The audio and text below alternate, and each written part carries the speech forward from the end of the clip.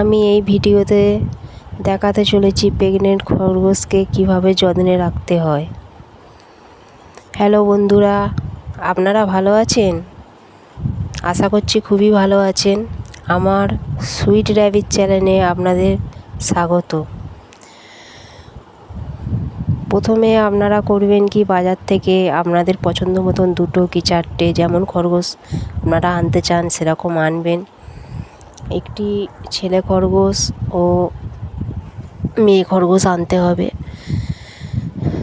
তারপরে যত্ন করে তাদের ডায়েট অনুযায়ী দিনে 3বার 4বার খাইয়ে তাদেরকে বড় করে যখন তারা 7 মাস 8 মাস বয়স হবে তখন তাদের আপনি ব্রিডিংয়ে দিয়ে দেবেন। আপনি যদি 1 তারিখে ব্রিডিং করান, আপনার পরের দিনকেও সকালবেলা মানে 1 তারিখে সকালে 1 ঘন্টা ও 2 তারিখে সকালে 1 ঘন্টা, তারপরে আর দেওয়ার দরকার নেই। 2 দিন দিলেই হয়ে যাবে, এনাফ। আর বেশি দেওয়ার প্রয়োজন নেই। তারপরে যখন আপনার মেয়ে খরগোশটি প্রেগনেন্ট হয়ে যাবে তখন আপনি করবেন কি, তাকে আর কোনো ছেলে খরগোশটার সঙ্গে রাখবেন না। এবারে ছেলে খরগোশটি সবসময়ের জন্য আলাদা থাকবে। মেয়ে খরগোশটি যতক্ষণ না বাচ্চা দিচ্ছে, কারণ আপনি এরপরে আর ছেলে খরগোশটির সঙ্গে দিলে মেয়েটির যে বাচ্চা থাকবে মেয়ে খরগোশটির, সেটা ক্ষতি হয়ে যেতে পারে ব্রিডিংয়ে দিলে। ওই জন্য আপনি কোনো মতেই আর ছেলে খরগোশটির কাছে দেবেন না। আপনি করবেন কি, তারপর থেকে ওদের যখনই প্রেগনেন্ট হয়ে যাবে তারপর থেকে ওদের খাওয়ার হার খুব বেড়ে যাবে। আপনি করবেন কি, আগে যেটুকু আপনি খাবার দিতেন তার থেকে ডবল করে, মানে বেশি করে দিনে 3বার 4বার ওদেরকে খাবার দেবেন। এবং তার সাথে আপনি ডায়েট ফলো করবেন। একটু শসা, একটু গাজর বা ভুসি, ভুট্টা গুঁড়ো, ম্যাশ, যেটা হচ্ছে মুরগিরা খায় যে ম্যাশ, সেই ম্যাশটা কম দামি ম্যাশটা ওরা খায় না। আপনি একটু বাজার থেকে দামি ম্যাশ কিনে ওদেরকে সেই ম্যাশটা খাওয়াবেন, যাতে বাচ্চার ভালোভাবে গ্রোথ হয়। ঠিক 30 দিন পরে আপনি যদি 1 তারিখে বিট করান, 30 দিন পরে দেখবেন যে আপনার বেবি পুরো 30 দিন, আমার খরগোশ পুরো 30 দিন হলেই বাচ্চা ডেলিভারি করে দেয়। পুরো 30 বা 32 দিনের মধ্যেই বাচ্চা দিয়ে দেয়। তো আপনারা করবেন কি, 1 মাস পরেই বাচ্চা দেবে।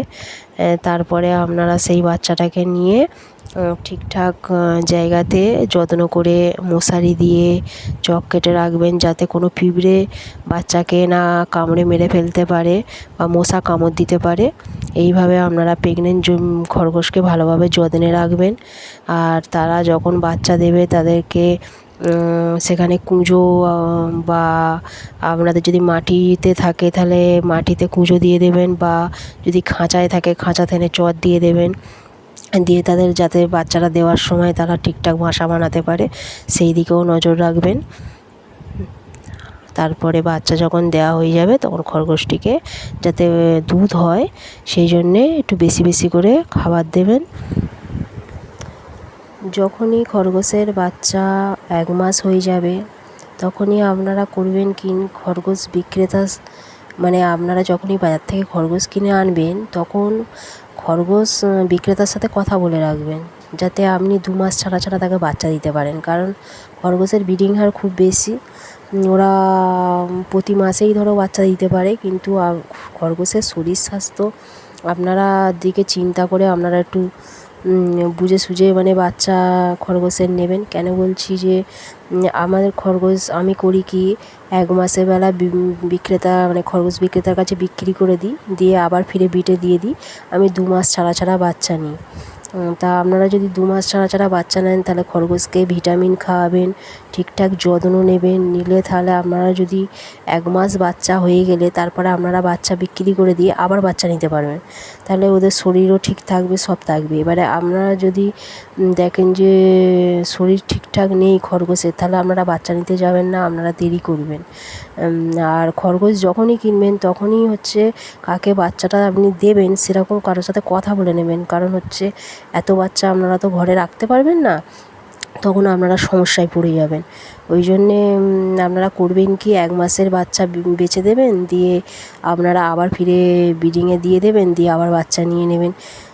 এতে করে দেখবেন যে খরগোশের শরীরও ঠিক থাকবে, আর আপনাদের অতটা অসুবিধা হবে না। আপনাদের যদি এই ভিডিওটি ভালো লেগে থাকে তাহলে আপনারা এই ভিডিওতে লাইক ও সাবস্ক্রাইব করে দেবেন, আর পরের ভিডিওতে আবার দেখা হবে।